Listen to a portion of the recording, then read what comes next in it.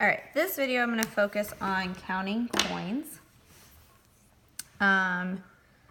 What that looks like with touch math, it's called touch money, is that part of the curriculum.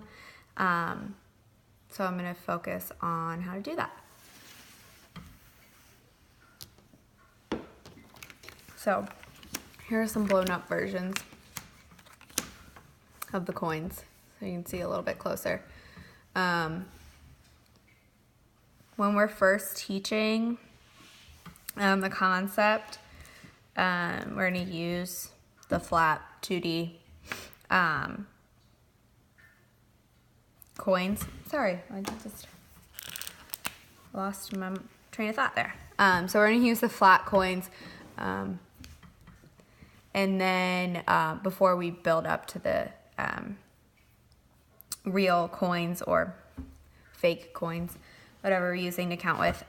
So start with penny. Penny's actually the most difficult because it doesn't have touch points. It's a line underneath to signal just to count one. And that is, well, it's a line, not a dot, because the nickel gets one dot in the middle, and that is 5. So with touch money, each dot is 5. So you skip counting by 5s. So the dime, there's a touch dot on top and one on the bottom. 5, 10. Quarter is, I mean, there's not corners, but excuse me, I think of them kind of like corners. Makes a square, and then one in the middle. Typically I'll count 5, 10, 15, 20, 25. But I also tend to do 5, 10, 15, 20, 25 if the student responds better to that. Sometimes they just respond better to the corner, corner, corner, corner, middle. But whatever the student responds to best is fine. The order, again, doesn't really matter as long as they're hitting all of them.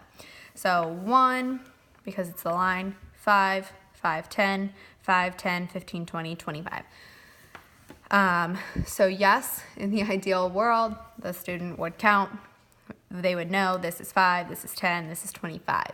But it's a lot harder to remember. Sometimes I need to count by 5, sometimes I need to count by 10, sometimes I need to count by 25, sometimes I count by 1s, sometimes I do a little bit of all of them.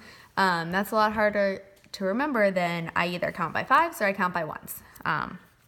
If it's a dot, it's by 5s. If it's a line, it's by 1s. So that just is a little bit, breaks it down a little bit more. Students should still be able to identify that this is 1 cent, this is 5 cents, this is 10 cents, and this is 25 cents. But that's how we're going to target it with counting coins. So once they understand this concept, the 5, 10, 15, 20, 25, we're going to move on to counting. Sorry, the marker was rolling away. Counting coins, skip counting coins, but these are all dimes. So we're going to stay with like coins. Sorry, that glare is kind of bad at times. So 5, 10, 15, 20, 25, 30, 35, 40, 45, 50. Excuse me, 55, 60, 65, 70. So we'll target it with just the same coins. Here's an example for quarters: 5, 10, 15, 20, 25, 30, 35, 40, 45, 50. Nickels: 5, 10, 15, 20. And then just trying to find the shorter ones. Pennies: 1, 2, 3, 4. So that is the next step after they understand where the touch points are, what they do with those touch points or the lines. And then, so that's that step. And then after this step, then we'll start with the mixed value coins.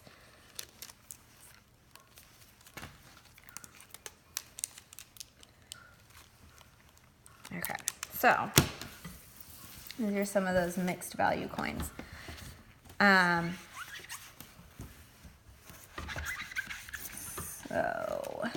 So some students will not require the touch points.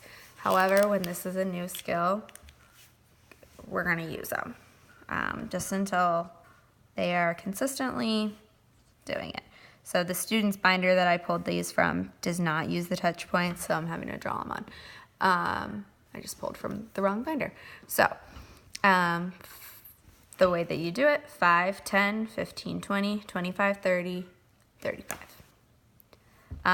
Again, I know that it's hard to not do 10, 20, 25, 30, because that makes a lot more sense for us, but it's all about that process and understanding the why, so that they can build on to that. If they don't understand this concept, it's a lot harder to go backward and teach it when they think they know how to do it right, when we have to correct them, than to understand this basic concept and then teach up.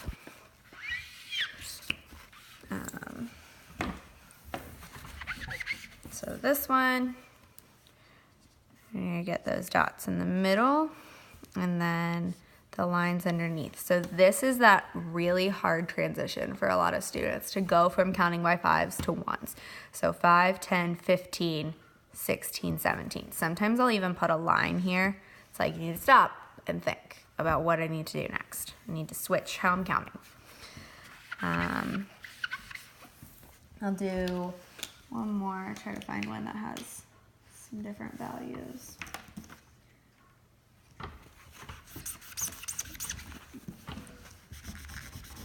All right, here's one. This has some dots that are kind of going away on it, so let me redraw them on here. Okay, so this one kind of switches values on us. So 5, 10, 15, 20, 25, 30, 35, 36, 37. That's how we teach that one. So then if the student is successful with the dots, with the touch points, then the next thing we're going to do is fade them out. So this is what you might see. And they will still use the touch points, they just won't visually be there. So 5, 10, 15, 20, 21, 22, 23. I'll do that again, another one. 5, 10, 15, 20, 25, 30, 35, 40, 45, 46, 47, 48. Then, yes, the next step is to count by the coin's value.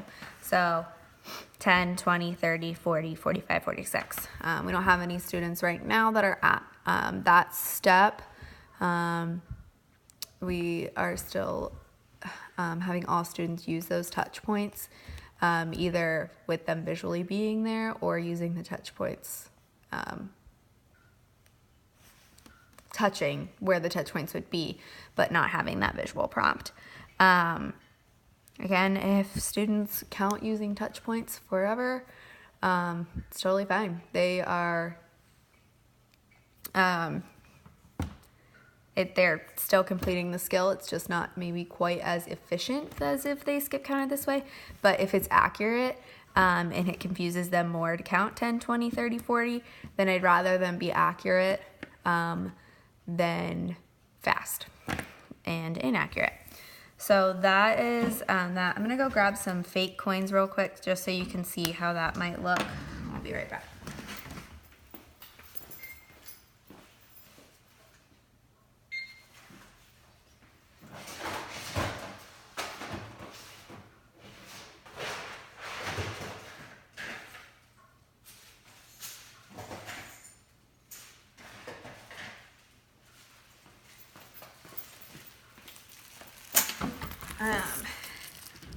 So typically don't really have a lot of real money in here, just because any money that we use, fake or real, tends to disappear, and I'd rather have fake money disappearing than real money.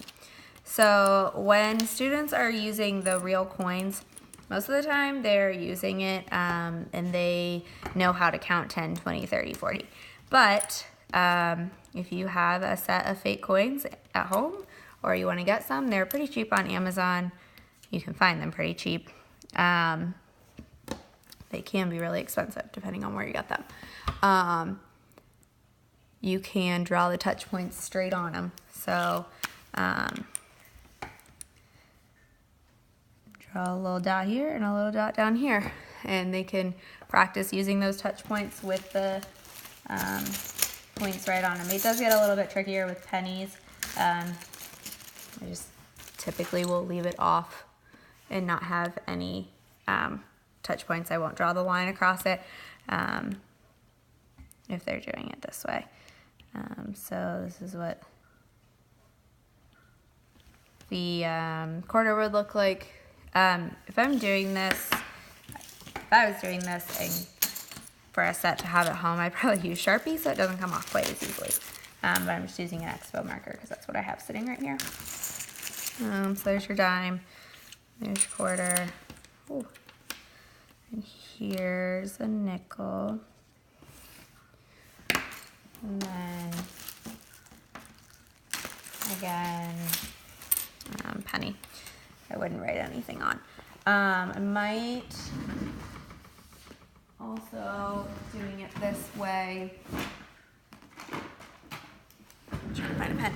I probably would have them use something smaller than a finger, because it tends to, if you use your finger, you're covering up the dots, and then sometimes they can get a little bit more lost. So since it's in a little bit of a smaller space, it's not, these are blown up a little bit more. If you need me to send you copies of this, I can do that as well. Just let me know. But I probably use a pen so that it's a little bit more accurate of a touch. So 5, 10, 15, 20, 25, 5, 10, 5. And then again, 1. Just wouldn't put a dot on it. So that is how touch money with counting coins works.